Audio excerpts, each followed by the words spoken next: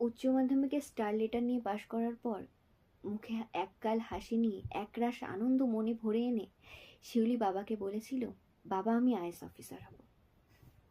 পাশ থেকে ঠাকুমা বলেছিল, তোমার জন্য বিয়ের সম্বন্ধ এসেছে, আইএস অফিসার শ্বশুর বাড়িতে গিয়ে হয়ে। কিন্তু বাবা শিউলির এই কথায় রাজি হয়েছিলেন। তার মনে হয়েছিল মেয়ের এই স্বপ্নটা আমি সত্যি করব, আমি সাহায্য করব। চাকরিওয়ালা ছেলের সম্বন্ধ এসেছিল, সেটাকে উপেক্ষা করে মেয়েকে পড়িয়েছিলেন তিনি।